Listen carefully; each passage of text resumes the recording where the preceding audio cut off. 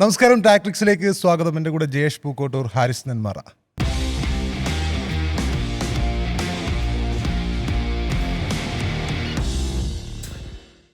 രണ്ട് വലിയ വിജയങ്ങൾ അല്ലെങ്കിൽ വലിയൊരു ചേസ് നടന്ന ദിവസമായിരുന്നു കഴിഞ്ഞ ദിനം. അതിൽ ആദ്യത്തെ മത്സരത്തെക്കുറിച്ചുള്ള വിവരണങ്ങൾ ടാക്ടിക്സ് നമ്മൾ കഴിഞ്ഞ ദിവസം നടത്തിയിരുന്നു. മറ്റൊരു മത്സരം Rajasthan Royals versus Sunrisers Hyderabad. 228 runs Rajasthan Royals എടുത്തപ്പോൾ സൺറൈസേഴ്സ് ഹൈദരാബാദ് 229 റൺസ് എടുത്തുകൊണ്ട് അത് ചേസ് ചെയ്തു 18.5 ഓവറിൽ. അപ്പോൾ വലിയ ചേസുകൾ നടന്ന ഒരു ദിവസം. ഈ ദിവസത്തെ ഏറ്റവും വലിയ പ്രത്യേകത എന്ന് പറയുമ്പോൾ രാജസ്ഥാൻ്റെ വിജയത്തിനൊപ്പം വൈഭവ് സൂര്യവംശി എന്ന താരത്തിൻ്റെ അദ്ദേഹം വീണ്ടും ഫോമിലേക്ക് തിരിച്ചെത്തിയിരിക്കുകയാണ്. മാത്രമല്ല 15 വയസ്സ് മാത്രമേ ഉള്ളൂ. ഈ 15 വയസ്സിനുള്ളിൽ അദ്ദേഹം 2 വേഗതയേറിയ സെഞ്ചുറികൾ നേടിയിരിക്കുകയാണ്. കഴിഞ്ഞ ദിവസം 36 പന്തിലായിരുന്നു സെഞ്ചുറി നേടിയത്. ജയേഷ് പൂക്കോട്ടൂർ, നിങ്ങൾ ഈ 15-ാം വയസ്സിൽ നിങ്ങൾ എന്ത് ചെയ്യുകയായിരുന്നു? 15-ാം വയസ്സിലെ റിസൾട്ട് എഴുതിക്കൊണ്ടിരിക്കുന്നു. റിസൾട്ട് കാത്തിരിക്കുന്നു. അപ്പോഴാണ് ലോകത്തെ എല്ലാവരെയും അമ്പരപ്പിച്ചുകൊണ്ട് വൈഭവ് ഈ രീതിയിൽ പ്രകടനം നടത്തുന്നത്. എന്നിട്ട് പോലും 15 വയസ്സായ ഒരാൾ പോലും എക്സ്പോസ്ഡ് ആയെന്നുള്ളൊരു പരാമർശം MSK കഴിഞ്ഞ ദിവസം ടാക്ടിക്സിൽ നടത്തിയിരുന്നു. പക്ഷേ വൈഭവ് എല്ലാവർക്കുമുള്ള മറുപടി ക്രീസിൽ വൈഭവിനെ പോലത്തെ ഒരു താരം എന്ന് പറയുമ്പോൾ നമ്മൾ പ്രതീക്ഷിക്കുന്നത് ശരിക്കും വൈഭവ് ഒരു മനുഷ്യനാണോ എന്ന് പോലും സംശയം തോന്നുന്ന തരത്തിലാണ് അദ്ദേഹത്തിൻ്റെ ഇന്നിങ്സുകൾ. അതായത് ഇത് മനുഷ്യജന്മം തന്നെയാണോ, ഏലിയൻ, ഈസ് എൻ ഏലിയൻ എന്ന തരത്തിലൊക്കെ സോഷ്യൽ മീഡിയയിൽ ചോദ്യങ്ങൾ. സർട്ടിഫിക്കറ്റ് വീണ്ടും വീണ്ടും വീണ്ടും പരിശോധിക്കണമെന്ന് കുറെ കമന്റുകളൊക്കെ വന്നു. അല്ല, പുള്ളി കളിക്കുന്നത് ഒന്ന് ആലോചിച്ച് നോക്കൂ. നമ്മൾ ഈ അദ്ദേഹത്തെ ഒരു സെറ്റ് ചെയ്ത് വെച്ചൊരു മെഷീൻ പോലെയാണ് അദ്ദേഹം ക്രീസിലേക്ക് വരുന്നത്. അദ്ദേഹം കഴിഞ്ഞ ദിവസം 4 സിക്സറുകൾ ഒന്നിച്ചടിക്കുന്നു. വേറെ ഇതൊന്നുമില്ല, അത് സിംഗിളോ മറ്റു പരിപാടികളൊന്നും അധികം വേണ്ട. സിക്സർ, ബൗണ്ടറി, ആ ലൈൻ മാത്രം മതി എന്ന് സെറ്റ് ചെയ്തുകൊണ്ട് ഒരു മെഷീൻ, ഒരു റോബോട്ട് ഗ്രൗണ്ടിലേക്ക് പോകുന്നു, പിന്നെ അടിച്ചു തകർക്കുന്നു. ആ ഒരു ലൈനിലാണ് മുസിൻ ഖാന്റെ സൺറൈസേഴ്സിന്റെ ക്യാപ്റ്റന് പാറ്റ് കമ്മിൻസ് മത്സരശേഷം IPL ഇതുവരെയുള്ളൊരു, കാരണം പുള്ളി ആദ്യമായിട്ടാണ് ഈ IPL വരുന്നത്, അദ്ദേഹം ടീമിൻ്റെ കൂടെ ഉണ്ടായിരുന്നില്ല. വന്ന് മത്സരശേഷം അദ്ദേഹത്തോട് ചോദിക്കുന്നുണ്ട് ഏറ്റവും ഇമ്പ്രസീവായി തോന്നിയ പ്ലെയർ ആരാന്നുള്ളത് ഈ IPL. അപ്പോൾ പുള്ളി പറയുന്നത് വൈഭവ് സൂര്യവംശിയാണ്. Great to watch, fun to watch, ഒരുപാട് കാലം മുന്നിലുണ്ട് വൈഭവിന്, ഭയങ്കര എക്സ്ട്രാ ഓർഡിനറി പ്ലെയർ ആണെന്നുള്ളതാണ് പാറ്റ് കമ്മിൻസ് പോലും പറയുന്നത്. വൈഭവിൻ്റെ കാര്യത്തിലേക്ക് വരാം. അതിനു മുമ്പ് പിച്ചുകൾ, അതായത് തുടക്കത്തിൽ നമ്മൾ ടാക്ടിക്സിലൊക്കെ സംസാരിച്ചിരുന്നു ബാറ്റർമാർക്ക് അനുകൂലമായിട്ടുള്ള പിച്ചുകൾ എടുക്കുന്നു എന്നുള്ളത്. പിന്നീട് അതിലൊരു മാറ്റം വന്നു. ഫസ്റ്റത്തെ ഒരു 2 റൗണ്ട് മത്സരത്തിന് ശേഷം പിന്നീട് കംപ്ലീറ്റ്ലി ബൗളർമാരുടെ ഒരു ഡോമിനൻസ് ഉണ്ടാകുന്ന മത്സരങ്ങളാണ് കണ്ടത്. പക്ഷേ ഇപ്പോൾ വീണ്ടും ബാറ്റിങ്ങിന് അനുകൂലമായ രീതിയിലാണ്, കംപ്ലീറ്റ് ഏറെക്കുറെ ഒരു റോഡ് പിച്ച് എന്നൊക്കെ പറയാവുന്ന രീതിയിൽ തന്നെയാണ് ഇപ്പോൾ കാര്യങ്ങൾ പോകുന്നത്. കഴിഞ്ഞ 7 IPL മത്സരത്തിൽ 6ലും സെഞ്ചുറി പിറന്നിട്ടുണ്ട് എന്നുള്ളതാണ് അതിലേറ്റവും കൗതുകകരമായ കാര്യം. എനിക്ക് തോന്നുന്നത് സഞ്ജു സാംസൺ അതിന് തുടക്കമിട്ടത്. പിന്നീട് തുടർച്ചയായിട്ട് എല്ലാ താരങ്ങളും, ഇപ്പോൾ തിലക് വർമ്മയാണ് തുടക്കമിട്ടത്. തിലക് വർമ്മ, അഭിഷേക്, രണ്ടാമത് വീണ്ടും സഞ്ജു സാംസണ്, സായ് സുദർശന്, KL രാഹുൽ, വൈഭവ് സൂര്യവംശി. അപ്പോൾ അതിൽ തന്നെ ഇപ്പോൾ വൈഭവിൽ നമുക്ക് പറഞ്ഞു തുടങ്ങാം. ഇപ്പോൾ പ്രഫുൽ ഹിംഗെ ആദ്യത്തെ മത്സരത്തിന് ശേഷം വൈഭവിനെ ഡക്കാക്കിയിരുന്നു. അതിനുശേഷം പുള്ളി വെളിപ്പെടുത്തിയിരുന്നു. ആ മത്സരത്തിന് ശേഷം നടന്നൊരു SRSൻ്റെ തന്നെ ഒരു പോഡ്കാസ്റ്റ് ഇൻ്റർവ്യൂവിനകത്ത് പറഞ്ഞിരുന്നു, പുള്ളി തൻ്റെ കൂട്ടുകാരോടൊക്കെ പറഞ്ഞിരുന്നു ഞാൻ വൈഭവിൻ്റെ വിക്കറ്റ് എനിക്ക് കിട്ടുമെന്നുള്ള കാര്യം പറഞ്ഞിരുന്നു എന്ന് പുള്ളി ഒരു വെളിപ്പെടുത്തൽ നടത്തിയിരുന്നു.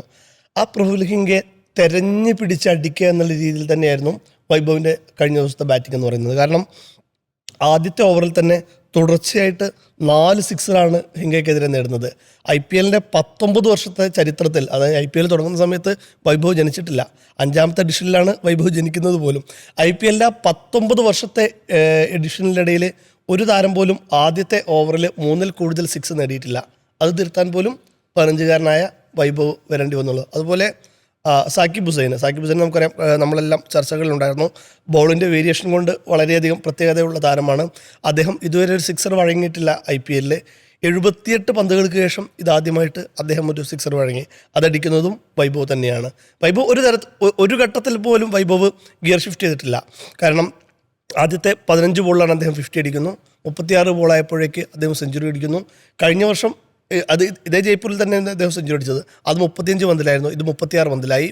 തുടർച്ച 2 സെഞ്ചുറി, IPL 2 സെഞ്ചുറി നേടുന്ന ആദ്യത്തെ അൺക്യാപ്ഡ് പ്ലെയർ എന്നുള്ളൊരു വലിയ റെക്കോർഡ് കൂടി വൈഭവ് നേടിയെടുക്കുകയാണ്. പക്ഷേ വൈഭവിൻ്റെ ആ നേട്ടത്തിനും റെക്കോർഡിനൊന്നും അതെല്ലാം മറികടക്കുന്ന രീതിയിലുള്ള പ്രകടനം തന്നെയായിരുന്നു SRS നടത്തിയിട്ടുള്ളത് എന്നുള്ളതാണ്. കാരണം തുടക്കത്തിൽ തന്നെ ട്രാവിസ് ഹെഡിൻ്റെ വിക്കറ്റ് വീഴ്ത്താൻ കഴിഞ്ഞെങ്കിലും അഭിഷേകും ഇഷാൻ കിഷനും ചേർന്നുള്ളൊരു അതിഗംഭീരമായ കൂട്ടുകെട്ട്, ഒപ്പം തന്നെ അവസാന നിമിഷങ്ങളിൽ നിതീഷ് കുമാർ റെഡ്ഡിയുടെ ഒരു ക്യാമിയോ ഒക്കെ കൂടി വന്നതോടുകൂടി SRH 1.5 ഓവർ ബാക്കി നിർത്തി ആ വലിയ വിജയലക്ഷ്യം മറികടക്കുകയാണ്.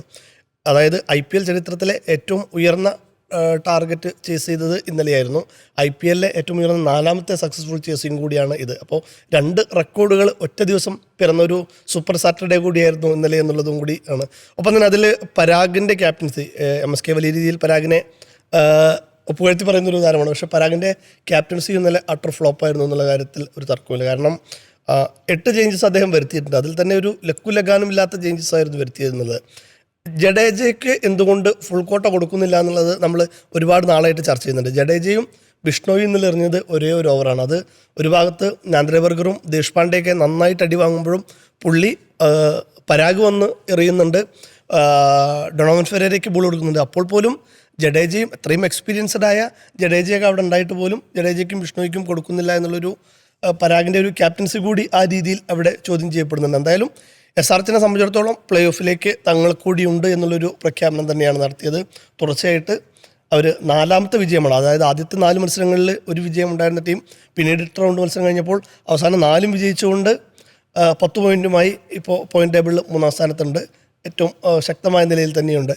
പാറ്റ് കമ്മിൻസിൻ്റെ തിരിച്ചുവരവും അവർക്ക് വലിയ രീതിയിൽ ഗുണം തന്നെയാണ്. എല്ലാവരും അടിവാങ്ങി കൂട്ടിയിട്ടും പാറ്റ് കമ്മിൻസ് തൻ്റെ ക്ലാസ് എന്താണെന്ന് തെളിയിക്കുന്ന രീതിയിലുള്ള പ്രകടനം. 4 ഓവറിൽ 27 റൺസ് മാത്രമാണ് അദ്ദേഹം വിട്ടുകൊടുത്തത്. ഒരു ഗംഭീര വിക്കറ്റ്, അതായത് പരാഗിന് ഒരു ഘട്ടത്തിൽ പോലും തൊടാൻ പറ്റാത്ത രീതിയിലുള്ളൊരു ബൗൾഡായിരുന്നു അത്. അങ്ങനെ പാറ്റ് കമ്മിൻസിൻ്റെ വരവ് SRHന് കുറച്ചും കൂടി ഒരു വൈവിധ്യം നൽകി എന്ന് വേണം പറയാൻ. ഇഷാൻ കിഷനെ മാറ്റിയിട്ടാണല്ലോ അദ്ദേഹം വരുന്നത്, ക്യാപ്റ്റൻ സ്ഥാനത്ത്. ഇഷാൻ കിഷൻ ഗംഭീരമായിട്ട് ടീമിനെ നയിച്ചുകൊണ്ടിരിക്കുകയാണ്. അപ്പോൾ ക്യാപ്റ്റൻസിയെ കുറിച്ച് ചോദിക്കുമ്പോൾ എനിക്ക് പേടിക്കാനൊന്നുമില്ല, എൻ്റെ കൂടെ ഇഷാൻ കിഷൻ ഉണ്ട് എന്നൊരു വാക്കുകൂടിയാണ് അദ്ദേഹം പറഞ്ഞു വെക്കുന്നത് എന്നുള്ള കൂടി ആ ടീമിൻ്റെ ഒരു ഒത്തൊരുമ കൂടിയാണ് കാണിക്കുന്നത്.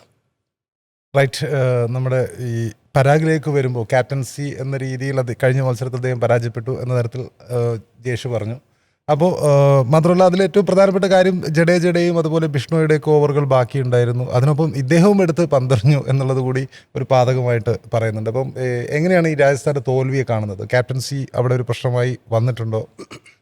MSK ഇന്നലത്തെ മറ്റേ പ്രഡിക്ഷനിൽ പറഞ്ഞത് റിയാൻ പരാഗിൻ്റെ ഒരു തിരിച്ചുവരവ് കാണാം എന്നാണ്. പക്ഷേ റിയാൻ പരാഗിൻ്റെ തിരിച്ചുവരവ് എന്നല്ല, ഇപ്പോൾ 15 ഓവറിൽ 15 ഓവറിൽ 184 എന്ന സ്കോറിൽ നിൽക്കുന്ന രാജസ്ഥാൻ ഉറപ്പായിട്ടും ഒരു 250 പ്രതീക്ഷിക്കണം. കാരണം എന്ന് വെച്ചാൽ സൺറൈസേഴ്സ് ഹൈദരാബാദാണ് അപ്പുറത്തുള്ളത്. അപ്പോൾ നമ്മളെപ്പോഴും ഇവരുടെ പ്രശ്നങ്ങളായി കണ്ടുകൊണ്ടിരുന്നത് ഈ ജയ്സ്വാളും വൈഭവും ജുറയിലും കഴിഞ്ഞാൽ പിന്നെ ആരുണ്ട് ഇവർക്ക് എന്നുള്ളതാണ്. ദ സെയിം ക്വസ്റ്റ്യൻ ഇപ്പോഴും നമ്മൾ ആവർത്തിച്ചുകൊണ്ടേയിരിക്കുന്നു. ആ ഡൊണോവൻ ഫെറേറ വന്നിട്ട് അവസാനം കുറച്ച് അടിച്ചതൊഴിച്ച് കഴിഞ്ഞാൽ പരാഗ് എന്താ ചെയ്യുന്നത് എന്ന് നമ്മൾ വീണ്ടും ആവർത്തിച്ചു. ഇത് പാറ്റ് കമ്മിൻസിൻ്റെ ഒരു അൺപ്ലേയബിൾ ഡെലിവറി ആണ് എന്ന് പറഞ്ഞാൽ പോലും അദ്ദേഹം ഈ ടൂർണമെൻറ്റിൽ എന്താണ് കാണിച്ചുകൊണ്ടിരിക്കുന്നത് എന്നൊരു ചോദ്യം അവിടെ കിടപ്പുണ്ട്. ഇതേപോലെ തന്നെയാണ് ലെഫ്റ്റീസിനെതിരെ ജഡേജയ്ക്ക് ബോൾ കൊടുക്കാത്തത്. ഇത് കൊൽക്കത്തക്കെതിരെയുള്ള തോൽവിക്ക് ഏറ്റവും പ്രധാനപ്പെട്ട കാരണമായിട്ട് പറയുന്നത് അതാണ്. പിന്നെ ഇതേ സമയം നമ്മൾ ബാംഗ്ലൂരുവിൻ്റെ കാര്യം നിങ്ങൾ വെറുതെ എടുത്ത് നോക്കിയാൽ മതി. കൃണാൽ പാണ്ഡ്യയെ രജത് പട്ടീദാറും RCB ക്യാപ്റ്റന്മാരും വിശ്വസിക്കുന്നത് എങ്ങനെയാണെന്ന് വെറുതെ പരിശോധിച്ച് നോക്കുന്നത്. പിന്നെ ഒരു 2025 മുതലുള്ള കണക്കെടുത്ത് നോക്കിക്കഴിഞ്ഞാൽ പിന്നെ ലെഫ്റ്റീസിനെതിരെ ഏറ്റവും കൂടുതൽ ബോളറിന് ലെഗ് സ്പിന്നർ കൃണാൽ പാണ്ഡ്യ ആയിരിക്കും. ലെഫ്റ്റീസിനെതിരെ ഏറ്റവും അധികം വിക്കറ്റ് എടുത്ത ബോളറും ഈ പറയുന്ന കൃണാൽ പാണ്ഡ്യ ആയിരിക്കും. അപ്പോൾ പിന്നെ സാധാരണഗതിയിൽ പിന്നെ ലെഫ്റ്റ് മിത്ത് പൊതുവെ ക്രിക്കറ്റിലുണ്ടല്ലോ, അങ്ങനെ എറിയാൻ പാടില്ല, എറിഞ്ഞു കഴിഞ്ഞാൽ അടി പോകും, അപ്പോൾ ഓഫ് സ്പിന്നർമാരെയാണ് പൊതുവെ പരീക്ഷിക്കാറുള്ളത് എന്ന് പറയുമ്പോഴും രജത് പട്ടീദാർ എന്ന് പറയുന്ന ക്യാപ്റ്റൻ കൃണാൽ പാണ്ഡ്യ എന്ന് പറയുന്ന സ്പിന്നറിൽ വിശ്വാസം അർപ്പിക്കുകയാണ്. ഇത്രയും സീനിയറായ രവീന്ദ്ര ജഡേജയെ വിശ്വാസം അർപ്പിക്കാതിരിക്കുക എന്ന് പറയുന്നതിനേക്കാൾ വലിയൊരു അബദ്ധമില്ല എന്നുള്ളതാണ്. കൊൽക്കത്തക്കെതിരാണെങ്കിൽ ഏറ്റവും മികച്ച എക്കോണമിയിൽ പന്തെറിഞ്ഞ് 2 വിക്കറ്റ് എടുത്ത് നിൽക്കപ്പോലും 2 ലെഫ്റ്റീസ് വരുന്ന സമയത്ത് റിയാൻ പരാഗ് പന്തെടുക്കുക എന്ന് പറയുന്ന ആ ഒരു അബദ്ധമുണ്ടല്ലോ, അന്ന് കൈവെള്ളയിലുണ്ടായിരുന്ന കളിയാണ് കൊണ്ട് കളയുന്നത് എന്നാണ്. ഇന്നലത്തെ മത്സരത്തിലേക്ക് എടുത്ത് നോക്കിക്കഴിഞ്ഞാൽ അക്ഷരാർത്ഥത്തിൽ രാജസ്ഥാൻ്റെ കയ്യിലുണ്ടായിരുന്ന ഒരു കളിയെ അവർ കൊണ്ടുവന്നു എന്നല്ലാതെ ഇതിനെക്കുറിച്ച് പറയാനേ കഴിയില്ല. ധ്രുവ് ജുറേൽ ആദ്യഘട്ടത്തിൽ 20 പന്തിൽ 25 റണ്ണേ ബോൾ എന്ന അവസ്ഥയിൽ നിന്ന് അദ്ദേഹം ഗിയർ ഷിഫ്റ്റ് ചെയ്യുന്നു. 15 ഓവർ ആകുമ്പോഴേക്കും ഇവർ 150 കടക്കുന്നു. പക്ഷേ അവർക്ക് ഹെഡ്മേയർ വീണ്ടും പരാജയപ്പെടുന്നു. ഇപ്പോൾ ഇന്നലത്തെ മത്സരത്തിൽ എടുത്ത് നോക്കിക്കഴിഞ്ഞാൽ ഹെഡ്മേയറിന് വീണ്ടും ഹിറ്റ് ചെയ്യാൻ കഴിയുന്നില്ല. അല്ലെങ്കിൽ സാധാരണഗതിയിൽ ഹെഡ്മേറൊക്കെ അവസാന ഘട്ടത്തിൽ വന്നിട്ട് ഹെഡ്മേറിൻ്റെയൊക്കെ ക്യാമിയോസ് നമ്മൾ പലതവണ കണ്ടിട്ടുണ്ട്. എന്തുകൊണ്ട് ഇറക്കുന്നില്ല എന്നുള്ളത് സംഘക്കാരവിടെ ഉണ്ടായിട്ട് പോലും അദ്ദേഹത്തിന് എന്തുകൊണ്ട് വിശ്വാസം, അദ്ദേഹം ബോൾ കൂടി ചെയ്യുന്നൊരു പ്ലെയറാണ്, അദ്ദേഹത്തെ എന്തുകൊണ്ട് ഇറക്കുന്നില്ല വലിയ രീതിയിൽ വിമർശനങ്ങളും വരുന്നുണ്ട്. അതെ, ഇപ്പോൾ ഇന്നലത്തെ 2 മത്സരത്തിൽ നമ്മൾ എടുത്തു നോക്കിക്കഴിഞ്ഞാൽ ഒരു 1 ഡേ 2 മത്സരങ്ങളിൽ നിന്ന് 1000-ഓളം റൺസ് പിറന്നൊരു ദിവസമായിരുന്നു ഇന്നലെ. അതേസമയം തന്നെ ബോളേഴ്സ് സാധാരണഗതിയിൽ നന്നായി തള്ളിക്കൊണ്ടിരുന്ന IPL-ൽ ബോളേഴ്സ് ഭയങ്കരമായി ഡൗൺ ആയിരുന്ന ദിവസം, അതേപോലെ തന്നെ ഒരുപാട് ക്യാച്ചുകൾ മിസ്സാക്കിയ ഒരു മത്സരം. ഇന്നലത്തെ മത്സരത്തിൽ, ഈ രാജസ്ഥാന്റെ മത്സരത്തിൽ മാത്രം 7 ക്യാച്ചുകളാണ് രണ്ട് ടീം. ജഡേജ പോലും ക്യാച്ച് ജഡേജ ഒരു സിറ്റർ മിസ് ചെയ്യുന്നുണ്ട്. ഫസ്റ്റ് ബോളിൽ ഹെഡിനെ പുറത്താക്കാനുള്ള ഒരു അവസരം ജുറയിൽ, അത് കുറച്ചുകൂടി പിന്നെ വലിയൊരു അവസരം എന്ന് പറയാൻ കഴിയില്ലെങ്കിൽ പോലും ജഡേജയെ പോലെ മികച്ചൊരു ഫീൽഡർ ക്യാച്ച് മിസ്സാക്കുന്നു എന്നുള്ളത്. അതേപോലെ തന്നെ വൈഭവിൻ്റെ ക്യാച്ച് പിന്നെ അനികേത് വർമ്മ പിന്നെ സെഞ്ചുറിക്ക് എത്തുന്നതിന് മുമ്പ് തന്നെ മിസ്സാക്കുന്നുണ്ട് അപ്പുറത്ത്. പക്ഷെ അപ്പോഴും ഇപ്പോൾ ജോഫ്ര ആർച്ചർ നന്നായി പന്തെറിഞ്ഞൊരു ദിവസമാണ്. ഞാൻ ഇന്നലെ പാറ്റ് കമ്മിൻസിൻ്റെയും ജോഫ്ര ആർച്ചറിൻ്റെയും പന്തുകളെക്കുറിച്ചാണ് കുറച്ചുകൂടി പിന്നെ പറയാനുള്ളത്. എന്ന് പറഞ്ഞാൽ പാറ്റ് കമ്മിൻസിൻ്റെ കുറേയധികം അൺപ്ലേയബിൾ ഡെലിവറികൾ. ഉദാഹരണത്തിന് ജയ്സ്വാളിന് രണ്ടാമത്തെ ഓവറിൽ 4 ബോൾ ജയ്സ്വാൾ മിസ്സാക്കി കളയുന്നുണ്ട്. എന്ന് പറഞ്ഞാൽ അവസാനമായിട്ട് പിന്നെ ബോർഡർ ഗവാസ്കർ അല്ല പിന്നെ ആഷസിൽ അഡ്ലേഡിലാണ് അദ്ദേഹം അവസാനമായി ഒരു മത്സരം കളിക്കുന്നത്. 4 മാസത്തിന് ശേഷമുള്ള അദ്ദേഹത്തിന്റെ ഒരു മത്സരം ഒരു എന്ന് പറഞ്ഞാൽ ഡ്രീം കംബാക്ക് എന്നൊക്കെ പറയുന്നത് പോലെ. അത് ഫസ്റ്റ് ബോള് ബൗണ്ടറിയാണ് ജയ്സ്വാൾ അടിക്കുന്നത്, പിന്നെ ജയ്സ്വാളിനെ തുടർച്ചയായിട്ട് ബീറ്റ് ചെയ്യാണ്. പക്ഷെ അതേസമയം വൈഭവ് ഏത് വൈറ്റ് കമ്മിൻസ് എന്ന് ചോദിച്ചിട്ട് വൈഭവിന് സിംഗിൾ കിട്ടിയതും വൈഭവ് എടുത്ത് പറത്തുന്നതാണ് കണ്ടത്. വൈഭവ് 3 ബോളിൽ ഒരു 6 എന്ന തരത്തിലാണ് ഇന്നലെ അടിച്ചേക്കുന്നത്. അടിച്ച 100ൽ 92 റൺസും ബൗണ്ടറി തന്നെ വന്നേക്കുന്നത്. അതിനെക്കുറിച്ച് നിങ്ങൾ പറഞ്ഞ പോലെ തന്നെ എനിക്ക് പറയാനുള്ളത്. പക്ഷേ പിന്നെ പരിക്കൊരു വില്ലനായി വന്നിട്ട് തോന്നുന്നു. ഇന്നലെ ഫീൽഡിനിടയിൽ പിന്നെ ഒരു ക്യാച്ചിന് വേണ്ടിയിട്ടൊരു ശ്രമിക്കുന്നതിനിടയിൽ പരിക്ക് പറ്റി. ഇന്നലെ 2 ആളുകൾ വന്ന് എടുത്തിട്ട് പോകുന്നതാണ് കണ്ടത് വൈഭവിനെ. സോ ആയുഷ് മാത്രയ്ക്കും അപ്പുറത്ത് പരിക്കാണ്. സോ ചെറുപ്രായത്തിൽ തന്നെ ഇത് നമ്മൾ പണ്ടേ തന്നെ പിന്നെ ഭയന്നിരുന്നതാണ്. വൈഭവ് എത്ര കാലം അദ്ദേഹത്തിൻ്റെ ഫിറ്റ്നസ് എത്ര കാലം നിലനിൽക്കുമെന്നുള്ളത്. കാരണം ചെറുപ്പം മുതൽ തന്നെ എല്ലാവരും ഉന്നയിച്ചുകൊണ്ടിരിക്കുന്ന ഒരു ആശങ്കയാണത്. പിന്നെ നന്നായി ഹിറ്റ് ചെയ്ത് കളിക്കുന്ന, ഭയങ്കരമായിട്ട് പിന്നെ ഫിറ്റ്നസ് നിലനിർത്തേണ്ട ഒരു ഘട്ടത്തിൽ 15-ാം വയസ്സിൽ തന്നെ ഇങ്ങനെ കളിക്കുന്ന ഒരാൾക്ക് ഫിറ്റ്നസ് എന്ന് പറയുന്നത് പിന്നെ ആശങ്കയും ചോദ്യചിഹ്നവുമായിട്ടൊക്കെ നിലനിൽക്കും. അദ്ദേഹം തിരിച്ചു വരട്ടെ എന്ന് തന്നെ ആഗ്രഹിക്കുന്നു. രാജസ്ഥാൻ്റെ പ്രശ്നങ്ങൾ ഇപ്പോഴും സ്റ്റിൽ അവിടെ കിടക്കുന്നുണ്ട് എന്നുള്ളതാണ്. പിന്നെ റിയാൻ പരാഗിൻ്റെ ഫോം, ഹെഡ്മയറിൻ്റെ ഫോം, അവരുടെ ബോർഡർമാരുടെ ഫോം. ഈശാൻ മലിംഗ പിന്നെ സൺറൈസേഴ്സിന് വേണ്ടിയിട്ട് ഇന്നലെ ഏറ്റവും കൂടുതൽ തല്ലുകൊടുത്തത് പ്രഫുൽ ഹിംഗ അല്ല, സാക്കിബാണ് ഇന്നലെ. അതായത് ഇന്നലെ MSK പറഞ്ഞത് സാക്കിബിൻ്റെ വേരിയേഷൻസിന് മുന്നിൽ വൈഭവ് പതറാൻ പോകുന്നൊരു ദിവസമാണ് എന്ന് പറഞ്ഞ MSK നാവെടുത്തിട്ടുള്ളൂ. നന്നായി ഇത്രയും കാലം പന്തറിഞ്ഞുകൊണ്ടിരിക്കുന്ന ഒരു മനുഷ്യൻ ഒരു മത്സരത്തിൽ ഏറ്റവും കൂടുതൽ എക്കോണമിയിൽ അവസാനിപ്പിക്കുന്നു എന്നതാണ്. ഒരാളെ വളഞ്ഞിട്ട് ആക്രമിക്കുന്നത് നിർത്തണം MSK. അല്ല, ഇതില് പിന്നെ സാക്കിബിനെതിരെ അദ്ദേഹം നടത്തിയ പെർഫോമൻസ് എന്ന് പറയുമ്പോൾ അതൊരു എന്താ വൈഭവാണ് ആ പെർഫോമൻസ് നടത്തിയിരിക്കുന്നത്. തീർച്ചയായും അതൊരു മികച്ച പെർഫോമൻസ് ആയിരുന്നു. സാക്കിബിനെ പോലുള്ള ഒരു ബോളറെ അദ്ദേഹം ജഡ്ജ് ചെയ്തു, റീഡ് ചെയ്തു എന്ന് പറയുമ്പോൾ അദ്ദേഹത്തിൻ്റെ വൈഭവിനെ തീർച്ചയായിട്ടും അഭിനന്ദിച്ചേ മതിയാവുള്ളൂ. അദ്ദേഹത്തിൻ്റെ പിന്നെ എന്താ പറയുക, അദ്ദേഹത്തിൻ്റെ ഒരു സ്ട്രെങ്ത്തും അദ്ദേഹത്തിൻ്റെ അബിലിറ്റിയും കൂടി കാണിക്കുന്ന ഒരു മത്സരമായിരുന്നു.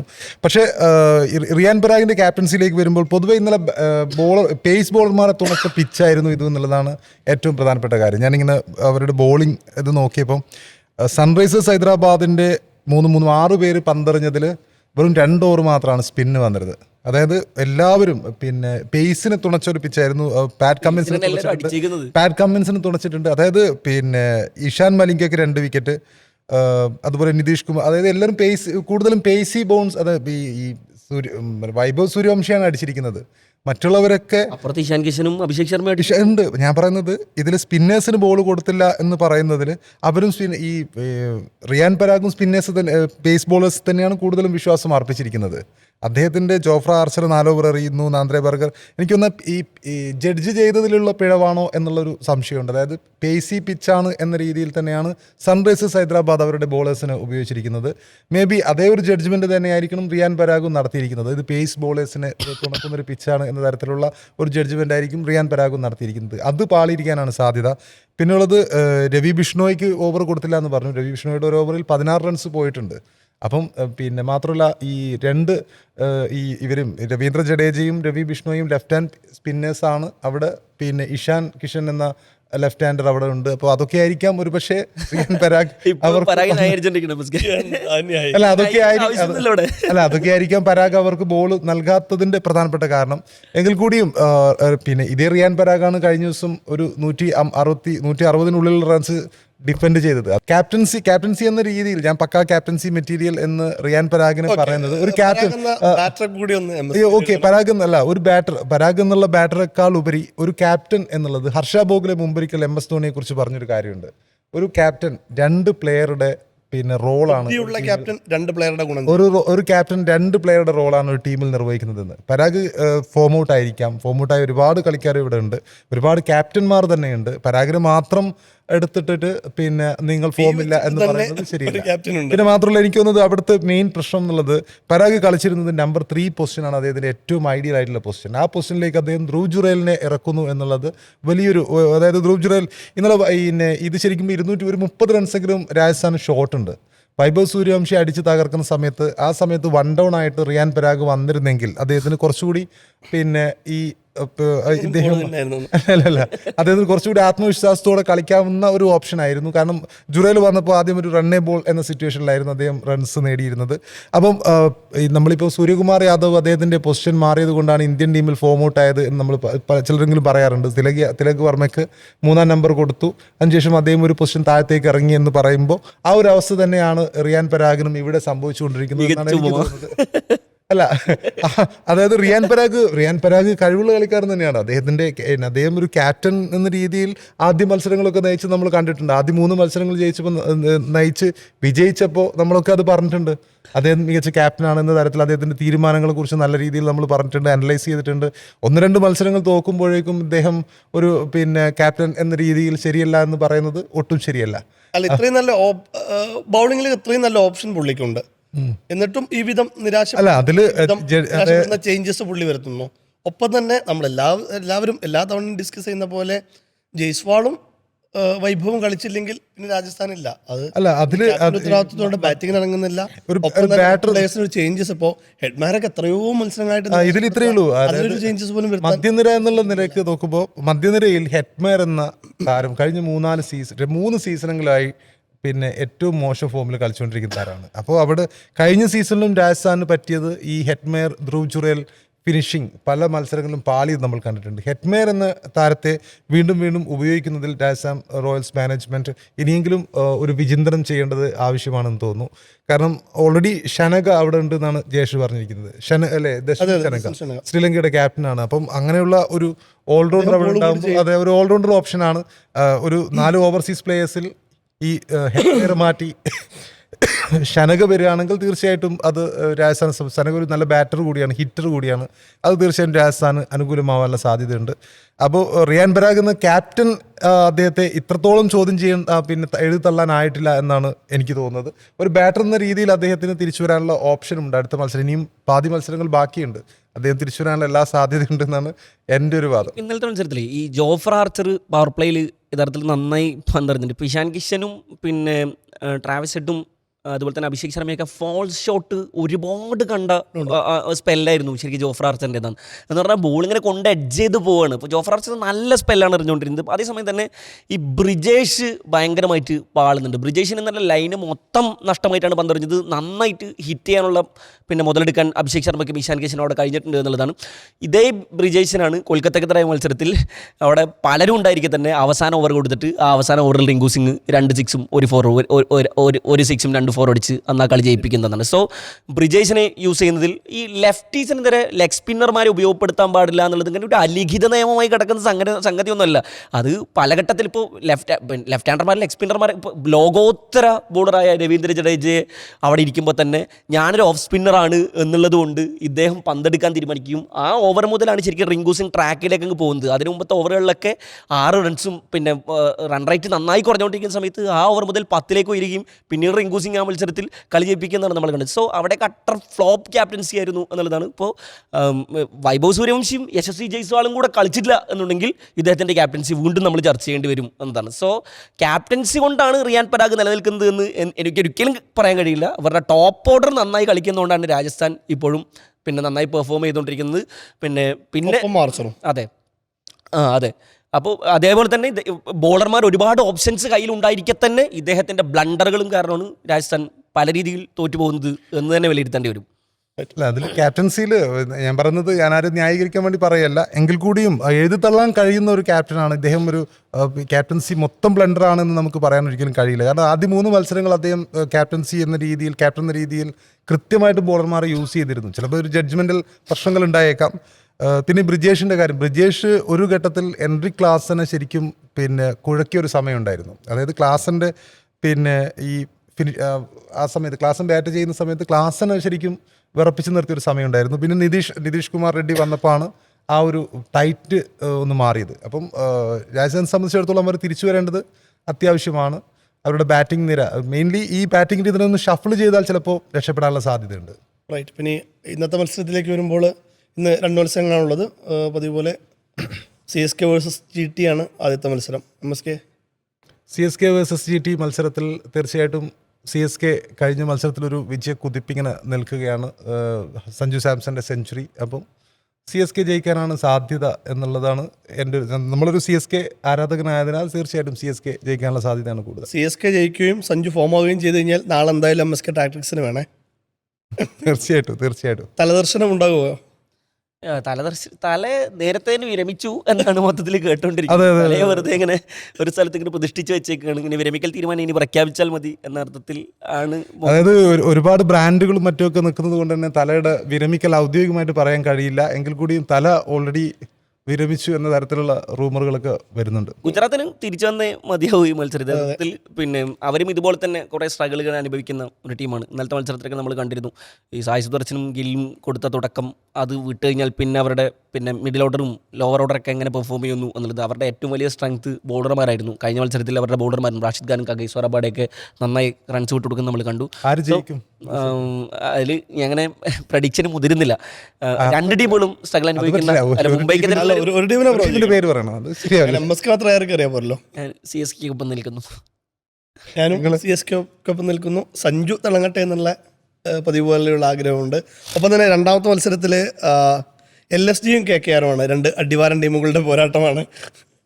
2 ടീമിനോടും ഭയങ്കരമായിട്ടുള്ള എന്താ പറയാ, ഏത് ടീമിനാണ് പറയേണ്ടതെന്ന് എനിക്കറിയില്ല. ജയിക്കാൻ ഒരു ആഗ്രഹമില്ലാത്ത ടീം. അതിലിപ്പം ചില സമയത്ത് സങ്കടം, മഴ പെയ്ത് വാഷ് ഔട്ടായി 2 ടീമിന് ഓരോ പോയിന്റ് കിട്ടാനുള്ള സാധ്യതയുണ്ട്. അങ്ങനെ ഉണ്ടോ? അവിടെ മഴയുടെ സാധ്യത ഉണ്ടോ? ഇല്ല, ഞാൻ പറഞ്ഞതേ ഉള്ളൂ. മഴ പെയ്താൽ നല്ലത് എന്ന് തോന്നുന്ന ഒരു പോയിന്റെങ്കിലും കിട്ടില്ല 2 പേർക്കും.